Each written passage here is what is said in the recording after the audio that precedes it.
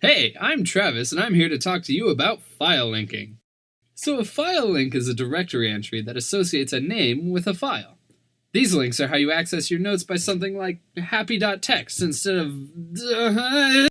A file link has two parts, the name and the thing it points at. Why don't we just call that a file? Well, hold on there, Speed Racer. We'll get there soon. You see, in this way, links are a lot like pointers. They work similarly to pointers too. For instance, two names can point to the same file. So take a look at this picture. If you open alpha and change some data, those changes will be reflected when you open beta too, because they both link to the same file. You can create these new names fairly easily just by calling the link procedure from the POSIX API. For instance, if you call something like this, you would add the name beta to a file created with the name alpha. You can unlink it just as easily with the unlink procedure. If you called something like this, you would unlink the name beta. This is just like how shortcuts in Windows work. The shortcut is a file itself, so when you open the shortcut, you're actually opening a link to its target file. Oh, by the way, if a file has no links to it and is not currently open in any process, it's removed by the operating system because it's no longer accessible or needed. The name of a link can even span multiple directories. Take a look at this picture right here. There are two names here, alpha/beta and gamma/delta. Both point to the same file, just like in the last example, but look a little closer. What do you see? What? Is that a name pointing to something that's not a file? Yep. The name beta is in the alpha directory and the name delta is in the gamma directory. So a name doesn't necessarily point at a file. You'd make this link just like the other one, but with some more slashes. Something like this, for example. So you remember that time when you asked hasty questions? Yeah, don't do that anymore. We'll get there. Calm down, we're smart people. Mostly. Oh yeah, and a little note about directories. See, usually POSIX only allows a directory to have one name, but there's a little exception.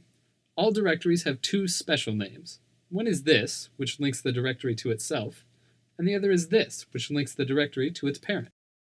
Anyway, you can also make a name reference another name. Check out this example. So here we have the name alpha pointing to the name beta, which points to the file. This is called a symbolic link. But why would you want that? Hey! What did I say about hasty questions, huh, Speed Racer? Roadrunner? Blue rat thing? I was just getting there. See, symbolic links are much more flexible than normal links, called hard links. Symbolic links can refer to other physical volumes, other file systems, other worlds, or whatever you can think of. Okay, maybe not those last two. Creating a symbolic link is easy too. All you need to do is call symlink from the POSIX API. For instance, this will make a symbolic link to beta with the name alpha. You can unlink symbolic links just like a regular hard link. Symbolic links can get pretty nasty though if you're not careful. Just like with pointers, things can go quite awry. Let's say you have this name Chris pointing to a file. Then you decide you want this name Greg to point to the name Chris. Then this name Billy to point to Greg. And this name John to point to Billy, and Susie to point to John, and Wally to point to the...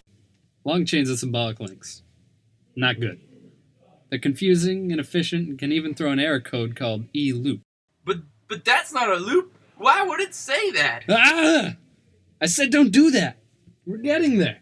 Just chill. Okay? Mr. Flash? If at some point we had the name Chris point to the name John instead of a file. Now all these links point to each other, but not to any data. This is a link loop, and any POSIX procedures which encounter such a thing will return the error code eLoop. These procedures can also return eLoop if they reach a predefined maximum number of symbolic links. So there. Happy? Cut it with the questions. Wait till the end, like a good viewer. Jeez. So yeah, be careful with your links. Keeping file links as short as possible will not only make your life easier as a programmer, but will also make your code more efficient. Shorter link chains means less operations every time you reference a file. Well, that's all I have on file links. Thanks for listening. You can ask any questions you want now. In the comments, I suppose. It won't do you any good just asking your computer. Or it might, who knows? I do. It won't. Jeez.